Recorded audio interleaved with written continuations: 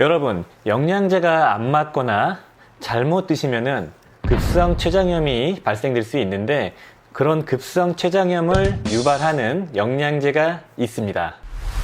약들약. 안녕하십니까, 약들약의 고약사입니다. 화이팅 먼저 외치고 시작하겠습니다. 화이팅! 자, 오늘 영상은 약간 어그로성 제목이 좀 붙어 있을 건데, 췌장을 망가뜨리는 영양제, 이런 주제로 시작하겠습니다. 췌장에 영향을 줘서 염증을 유발해서 급성 췌장염을 유발한 영양제는 무엇일까요? 결론부터 말씀드리자면은 너무 걱정하지 마시고 대부분 99.9%는 안전하다. 그리고 여기서 밝혀진 사례들은 케이스가 많지 않고 함량을 아주 높여서 섭취했을 때, 또는 개인 특이성이 좀 발휘됐을 때 사례들이 나온 거고요. 제가 예전에 그 간을 망가뜨리는 영양제를 미국 국립보건원 자료를 가져와서 나름 객관적으로 데이터를 수집한 다음에 근거를 찾아내서 국가기관에서 만들어 놓은 자료이기 때문에 좀 신뢰가 가는 자료였는데, 이번에 말씀드리는 그 췌장을 망가뜨리는 췌장염을 유발하는 영양제들은 제가 일일이 그 케이스들을 서칭해서 논문을 찾아서 리스트를 만든 겁니다. 노파심이 말씀드리자면은 여기서 말씀드리는 것들은 100% 완벽하게 규명된 게 아니고 보고자들도 원인을 잘 모르겠다라고 얘기하는 게 대부분입니다. 참고만 하시면 좋고, 고약서도 네가 먹으라고 한 영양제도 여기 있잖아, 이거 먹고 췌장이 안 좋아지는 거였어, 이렇게 생각할 필요가 없다는 겁니다. 99.999%는 안전하지만 이런 케이스도 있기 때문에 만성 췌장염이 있는 분들은 좀 신경을 쓰시고 주치의와 협의해서 판단하는 게 좋고, 만에 하나라도 내가 이런 걸 먹었는데 췌장이 손상되는 좀 특이한 그 양상이 나타나면은 섭취 중단하시는 그런 판단의 기준으로 좀 삼았으면 좋겠다라는 차원으로 접근하시면 좋을 것 같습니다. 자, 급성 췌장염이라는 거는 췌장에 염증이 생기는 거죠. 췌장이 하는 역할은 소화 효소를 분비하고 인슐린을 분비하는 그 두 가지 기능이 있는 거죠. 그런데 어떠한 이유로든 췌장에 염증이 생겨가지고 장기들의 부전이 생기고, 그게 반복되면은 만성적인 췌장염이 생기고, 그로 인한 췌장암으로 진행될 수 있는 게 췌장염이죠. 이 췌장염의 주 원인은 대부분은 만성과 급성이 좀 차이가 있지만 술과 담석이라고 보고 있습니다. 그 알코올의 독성과 담석으로 인한 담도 폐쇄로 췌관이 막히면서 염증이 생기는 이런 것들이 대부분이고요. 여기서 말씀드리는 거는 약인성, 그러니까 외부로 섭취하는 약으로 발생하는 췌장염인데요. 약인성 췌장염은 급성 만성을 포함해서 한 1.5% 정도밖에 되지 않기 때문에, 그렇지만 이런 보충제, 건강기능식품은 잘 규명이 안 된 게 현실이기도 합니다. 그렇다면은 췌장염을 유발하는 보충제를 말씀을 드리겠습니다. 자, 첫 번째 가르시니아입니다. 가르시니아 캄보지아. 다이어트 목적으로 드시죠. 이 가르시니아 같은 경우는 췌장염을 유발하는 보충제 성분 중에서 가장 많은 케이스가 있는 그런 보충제고요. 가르시니아는 제가 말씀드렸죠. 어느 정도 근거가 있는 간독성도 유발한다. 굳이 드실 필요가 없는 보충제다, 이렇게 말씀을 드렸는데, 제가 직접 찾은 것만 한 4-5건 정도의 사례, 논문 케이스가 있었습니다. 다이어트 목적으로 이 가르시니아를 섭취하고 2-3일 내로 복통이 생기면서 응급실을 방문하면서 급성 췌장염이 발생됐다라고 추정을 하는 케이스였고요.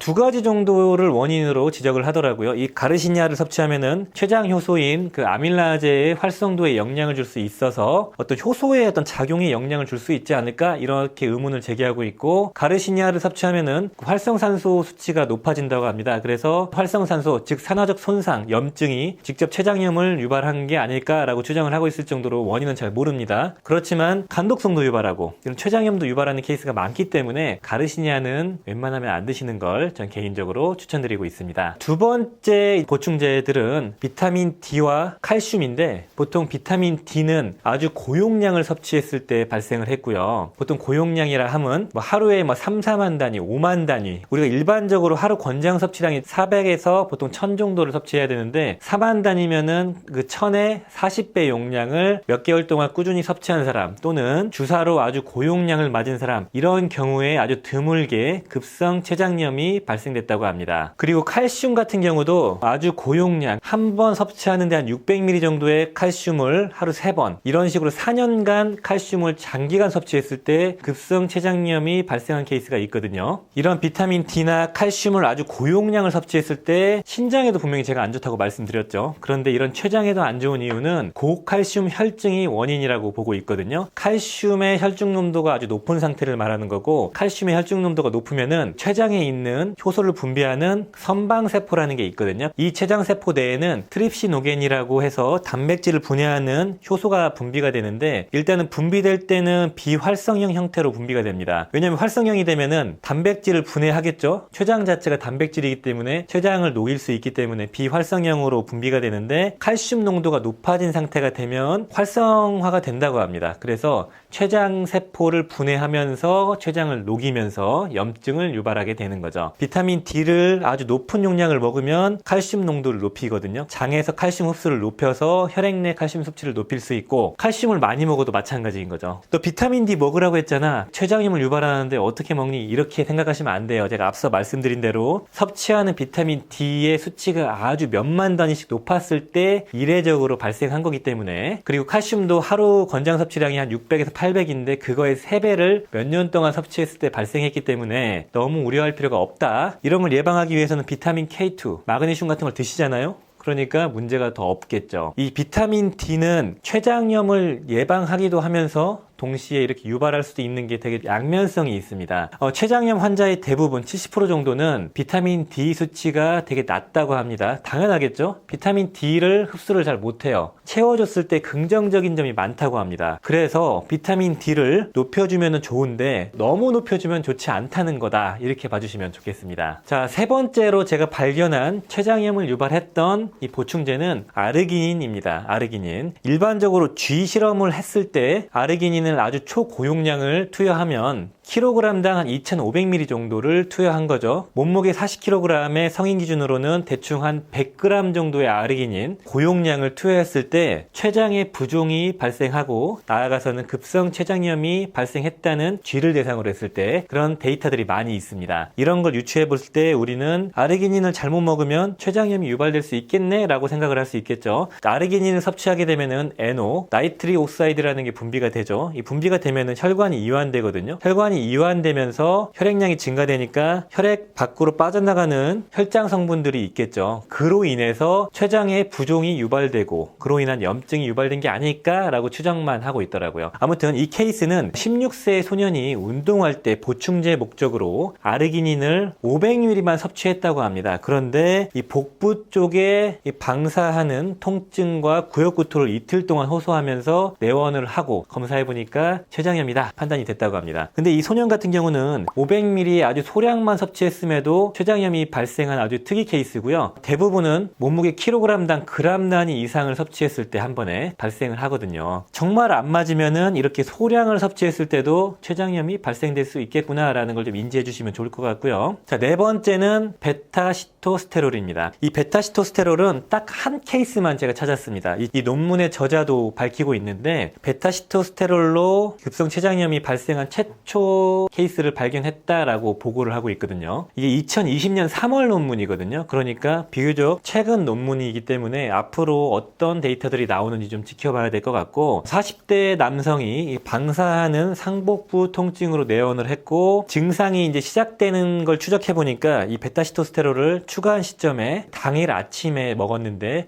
그날 아침부터 복통이 생겼다고 해서 이제 의심을 했던 거고, 이틀 동안 섭취하고 너무 아파서 그 췌장염의 특징이 보통 이 복통인데 이 명치 쪽에 통증이 생기는데 아시는 것처럼 췌장은 위 뒤쪽에 있죠. 그리고 길게 있기 때문에 양옆으로 방사하거나 뒤로 방사하는 통증이 나타나거든요. 이런 통증이 생겨서 내원을 하고 끊으니까 바로 좋아지고 뭐 수액 치료하고 했겠죠. 그런 케이스이고요. 저자도 첫 사례이기 때문에 정확한 원인은 모르겠지만 이 베타시토스테롤이라는 거는 스테롤의 구조를 갖고 있는, 우리가 잘 알고 있는 그 스테로이드 약물과 비슷한 구조를 갖고 있거든요. 스테로이드 약물로 인한 췌장염은 그 원인이 좀 규명이 됐다고 해요. 그래서 비슷한 구조이기 때문에 염증이 유발된 게 아닐까? 그렇게 얘기를 하고 있고요. 제가 생각했을 때는 이 베타시토스테롤이 원인이 아니었을 수도 있겠다라는 생각을 하고 있습니다. 보통은 이 베타시토스테롤 플러스 알파, 다른 생약과 허브가 같이 믹스되어 있는 게 있거든요. 이런 생약과 허브들이 들어가 있는 것들은 원인 모를 허브나 한약재들이 급성 췌장염을 유발하는 케이스가 종종 있다고 하거든요. 그래서 그럴 수도 있겠다라고 생각을 좀 하고 있고, 물론 이제 스테롤이 원인이 될 수 있겠지만 한 케이스가 나온 거기 거기 때문에 앞으로 좀 지켜보는 게 좋을 것 같습니다. 다섯 번째는 소팔메토입니다. 이 소팔메토는 우리가 전립선 건강을 위해서 섭취하고 있는데 지금까지 논문에서는 총 3건 정도의 사례가 보고되고 있고 보통 중년 이상의 남성이 전립선 건강을 위해서 수개월 섭취하고 급성 췌장염이 발생된 케이스입니다.